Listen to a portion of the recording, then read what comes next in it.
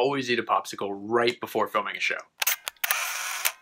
Hi everybody, welcome to another episode of the Motley Stew Show, where we try to take a look at one of the bigger stories in politics and news each week, dive underneath the echo chamber, and see what's really going on. Now originally I wasn't going to do a story about this because I thought really everyone else is covering it as well, but it just became too much to bear. There was too much ignorance going on everywhere you looked about what the rules were, about what was allowed, what was not allowed, who was being persecuted.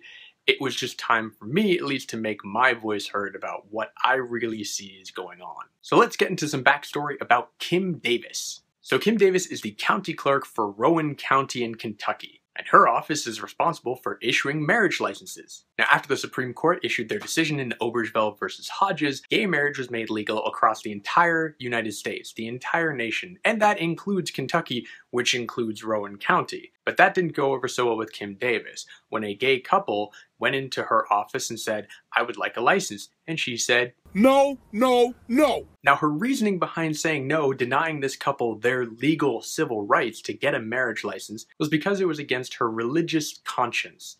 She said it would violate her conscience to actually have her name on this document as approving this union that she saw as unholy. So that couple went away and then they sued the office. They sued Kim Davis and it went to court. Now in the first decision, the court told Kim Davis, yes, you need to do this, so go please do your job. Now the gay couple returns back to the office, this time with TV crews, and says, "We would like a license." She again says, "No!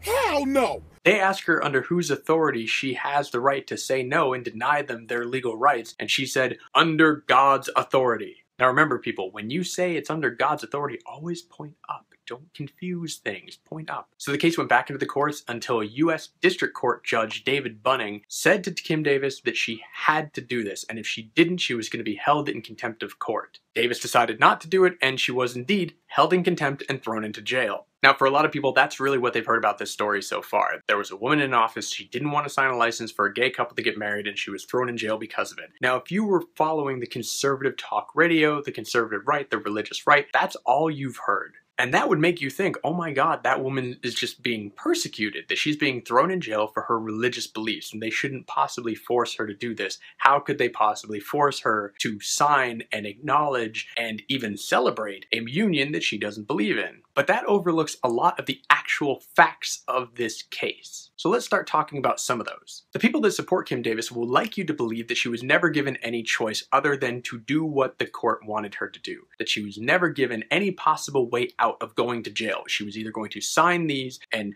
violate her religious conscience or go to jail. But that's not actually true. Justice Bunning actually did tell her, if you just allow the deputies in your office to issue the licenses, I will not make you issue them. And she would have avoided jail time because of it. But here's a sticking point. Those licenses need to have her signature on them. They don't need to issue them, but her signature was going to be on those licenses. Or at least it would say approved by. But the sticking point about this was whether or not her name was going to appear on the license at all. So she refused the justice's offer and went to jail. Now, while she was in jail, which was only for 6 days, the deputies in her office actually did issue gay marriage licenses, as according to the rule of law. But Davis herself and her lawyer, and somewhat even Justice Bunning, said they're not really sure whether the licenses that have been issued while she was in jail were valid, because they didn't have her name, her signature on them. But luckily enough, there's some folks over at Think Progress who really dug deep into this and found that Kentucky law does have a provision that covers exactly this kind of situation. It states, "Any duty enjoined by law or by the rules of civil procedure upon a ministerial officer, and any act permitted to be done by him, may be performed by his lawful deputy." So legally, anything Kim Davis does in that office can be done by her deputy. So even if her signature doesn't actually appear on it, which it didn't, those marriage licenses are still valid. Now let's also talk about whether or not the action of validating these licenses is actually approving the marriage, the union, the idea of gay marriage at all. Because this is what Kim Davis is standing against. This is what she says she doesn't want to do. But actually, if we look at her job, it has nothing to do with approving, officiating, or even witnessing the union. Her job is simply to acknowledge that the couple in front of her are legally allowed to wed, and that the information that they put on the license is accurate by showing them their driver's licenses, their passport, proof of insurance, proof of name, that kind of situation. All she has to do is look at that paper and say, yes, his name is this, his name is that, or her name is this, Her name is that. And legally they are allowed to marry in this state. It doesn't say anything about her approving it. So to me, that argument is already moot. Now, during the time she was in jail and going into that, and even after getting out of jail, she's now appealing to the governor's office, saying that the governor has forced her into this position and didn't create an exception for her to get out of it, mainly by taking her name off the licenses altogether. P.S., which in the end was actually what happened when she was in jail. Her name didn't appear on the license, so I don't know what she's still mad about. But Governor Stephen Bashar of Kentucky said this after the Supreme Court ruled on gay marriage. Neither your oath nor the Supreme Court dictates what you must believe, but as elected officials, they do prescribe how we must act. So there you have the opinion of the governor of Kentucky. He's not telling her that you have to believe that gay marriage is okay, but he is telling her because you are an elected official of this state, you have to perform your duties as issued by the state. And those are that you need to give marriage licenses to people who are legally allowed to wed.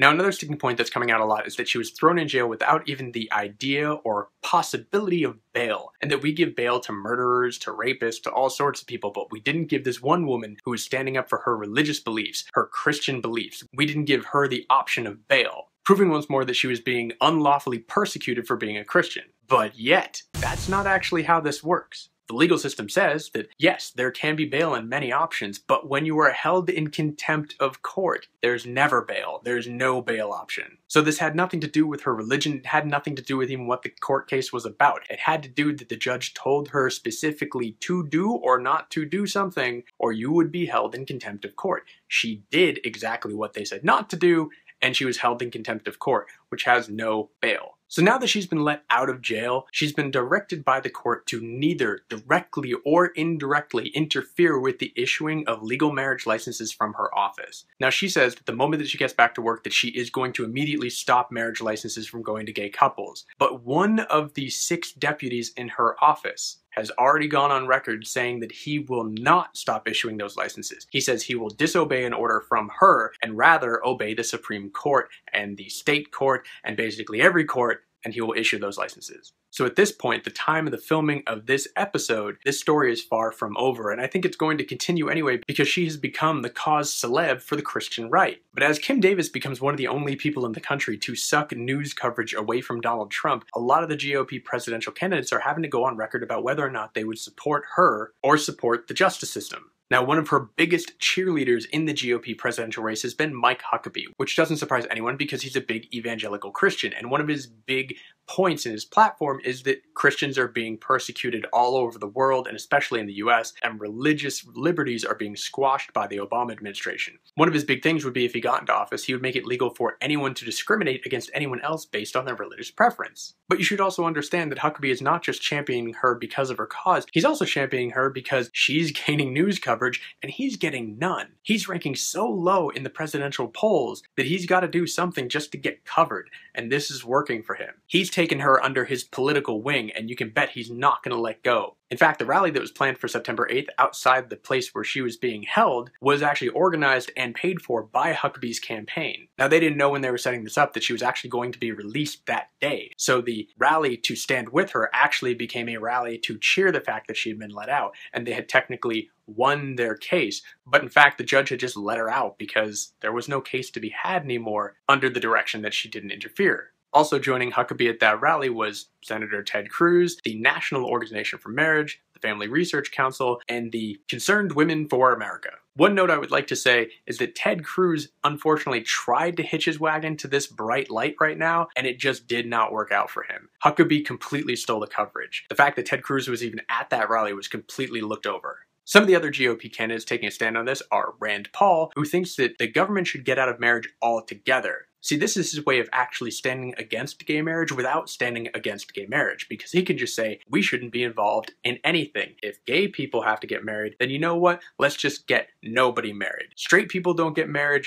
gay people don't get married, the government doesn't get involved at all the tax breaks for married couples go away, the child tax breaks go away, and that really wouldn't help the middle class at all. But Rand Paul sees that as a way of getting out of a social discussion. Carly Fiorina, on the other hand, someone who's slowly rising the polls, is actually one of the few people on the GOP side to actually stand against Kim Davis. She's not saying that she doesn't believe Kim is right in her religious beliefs, but she did say because she's an elected official of the state government that she acts as an arm of the government, and the government says that gay marriage is legal and she has to follow her job. I just want to say that this is something that Carly Fiorina and I actually agree on, so who knows, maybe we get along on other stuff. Carly, if you're out there, who's your favorite doctor? If you say Matt Smith, maybe we can hang out. David Tennant, I will accept also. I also don't want to forget one other thing about Mike Huckabee is that he went on to say that if she does have to go back to jail because she stands up for her religious right, he will gladly take her place. Now this is such a worthless piece of hot air bullshit because he knows the legal system doesn't work that way. You don't get pinch hitters. You can't just say, well, my best friend killed somebody. No. I'll go in his place. Just let him go. I'll sit in jail. That doesn't work that way. Now, with all the attention and pressure that comes with being a celebrity, whether it's in a religious circle, a social circle, or whether you just had a big movie come out, it's a lot of pressure. And with all that being said, one thing that Kim Davis didn't really need was the fact that during her exit from the detention center, her grand walk up to the stage that was created by Huckabee, the song Eye of the Tiger played, which is a great song for anyone to walk out to, especially if you're the little man fighting the big cause, whatever it is. But guess what? The band, Survivor, that wrote Eye of the Tiger, wants nothing to do with this or with her. They issued no license for the song, and if you're going to use it in a public rally like that, you have to get a license. Jim Petterick, one of the co-writers of that song, said that he was sending out a cease and desist letter to the Huckabee campaign. While Frankie Sullivan, the other writer, was a little bit more colorful when he said, I would not grant her the rights to use Charmin. Now also, when you do become a celebrity like this for any cause, people immediately start digging into your background. They want to know more about you. So let me go into a couple points about Kim Davis's background and why she stands the way she does on this particular issue. She follows a particular branch of religion called Apostolic Christianity. But that itself is an umbrella term and actually covers a bunch of different things, one of them being Apostolic Pentecostalism and the other one being the Apostolic Christian Church, which both have pretty similar views about gay marriage and homosexuality overall. But it should be noted that once that discussion was coming up about which branch she was under, members of the Apostolic Christian Church came out very strongly to say, she ain't with us. No. So more evidence right now is pointing to that she follows Apostolic Pentecostalism. Now, one of the things about this particular branch is it is extremely literal. It is extremely devout to the Bible, whichever version of the Bible they happen to choose. So, of course, in the Bible, as we all know, there is that great verse that says that homosexuality is an abomination. And that's where her big stand comes from. But the book also has some really nasty things to say about divorce, among about a million other things. And Kim Davis has been divorced 3 times. She's actually on her 4th marriage. Now, she might say that none of that really counts because she didn't become a member of this church until about 4 years ago when she quote-unquote found Jesus. And that means that everything before that is wiped away, which is really handy. But to other people who follow that particular belief system, they would say that she's actually living in sin continually because of her first marriage. Everything after that first divorce is bad. Now, in the coming days and weeks, I'm sure we'll hear more from her about exactly what she subscribes to and what her beliefs are, but still, this is what the information is pointing to at this moment. Now, also, like any cause that happens to show up online for pretty much any reason, someone will build a fundraiser for that. At a website called Act Right, where they fundraise basically only for conservative causes, her fundraiser has actually raised just under $7,000. Not exactly big bucks, you're probably not going to retire, maybe you should have denied them pizza. That's about $850,000. So that's where things stand right now with Kim Davis and her story. So I want to know from you guys, where do you stand? Do you think she was right to civilly disobey the idea of giving out marriage licenses to couples that she doesn't think should be married? Or do you think because she's a government employee, she has to follow the government rules, and if she doesn't want to do that anymore, she should just resign? Let me know your thoughts in the comments down below. Thanks again for watching another episode of the Motley Stew Show. If you haven't subscribed yet, you can do so here, and it doesn't matter what religion you are, that's fine, but if you come after my pizza, we're gonna have problems. You can also like, favorite, and share this video to anyone you think might want to join in the discussion. Stay tuned for next week, and as always, here's a little bit of Logan.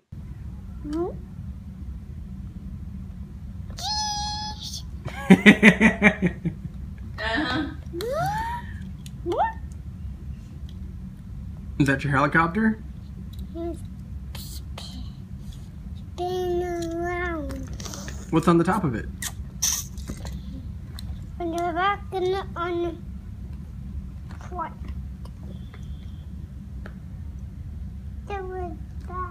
What's on the top of the helicopter? The top. The top. Well, yeah, that's technically true. What's this? What's what? Parrot. It's this on the back. It's another propeller. And flies. And flies in here. Big Now, for a lot of people out there, that's really what they've heard so far. But the sticking point on this was whether or not her name was going to appear on the license at all.